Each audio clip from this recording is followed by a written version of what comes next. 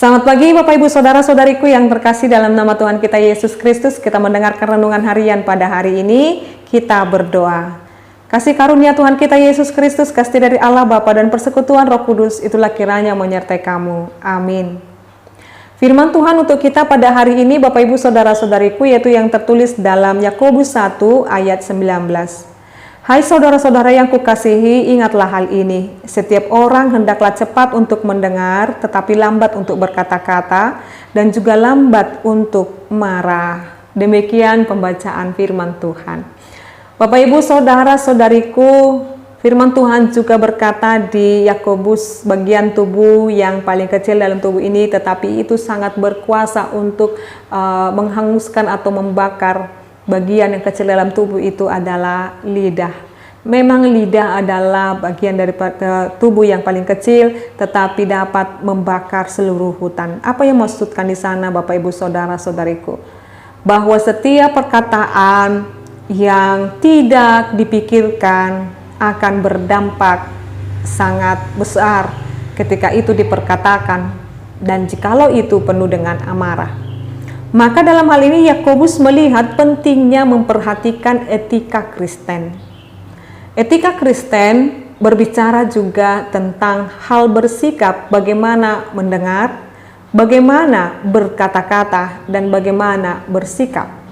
Untuk hal mendengar, cepatlah setiap orang itu mendengar, tanggap di dalam pendengarannya. Dia boleh mendengar, terkhusus cepat mendengarkan hal-hal yang baik.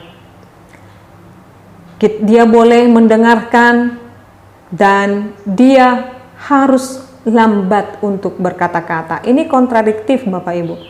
Mendengarkan boleh cepat, berkata-kata boleh lambat. Bukan berarti kalau berkata-kata lambat sekali, bukan.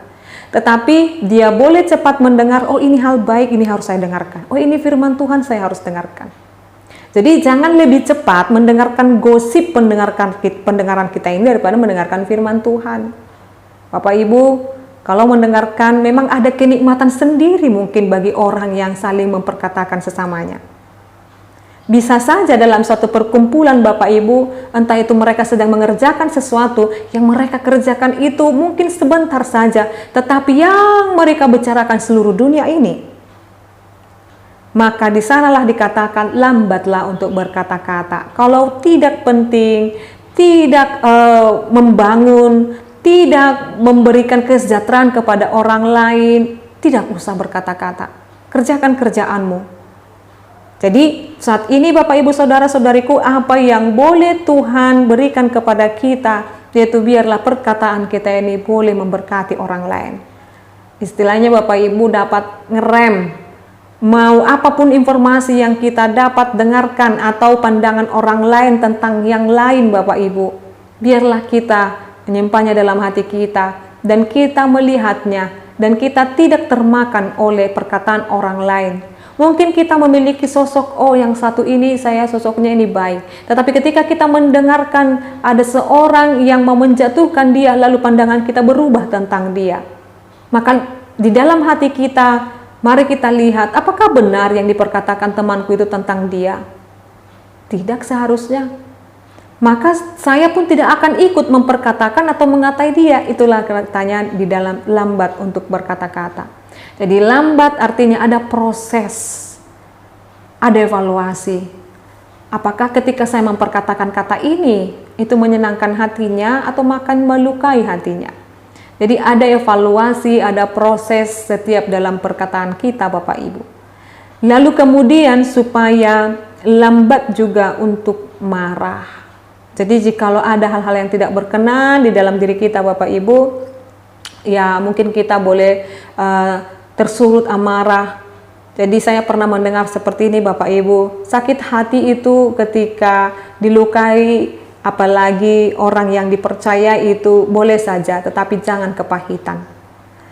Jadi maksudnya di sana adalah supaya kita tidak mendendam dan amarah kepadanya, karena memang kita diajarkan untuk tidak menyimpan dendam di dalamnya, tetapi kita menjadi pribadi yang berkenan di hadapan Tuhan. Maka mari Bapak Ibu mempergunakan alat tubuh kita, panca indera tubuh kita untuk memuji dan memuliakan Tuhan. Mari kita lebih cepat dan tanggap mendengarkan hal yang baik, firman Tuhan, dan untuk kebaikan orang lain, dan juga menahan setiap perkataan jikalau itu tidak bermanfaat, dan supaya kita dapat meredam atau bahkan tidak cepat atau tidak lekas untuk marah untuk sesuatu hal yang mungkin melukai hati kita. Maka mari Bapak Ibu Saudara-saudariku menjaga setiap hal yang boleh dalam diri kita untuk berkenan di hadapan Tuhan. Amin. Kita berdoa. Terima kasih Allah Bapa kami, Engkau mengajarkan kami menjadi pribadi, bagaimana kami berperilaku, bagaimana kami menjadi pribadi yang pendengar, bagaimana kami harus berkata-kata, dan bagaimana kami harus bertindak. Terima kasih Tuhan, Engkau mengajarkan kami supaya kami menjadi pribadi yang berkenan di hadapan Tuhan.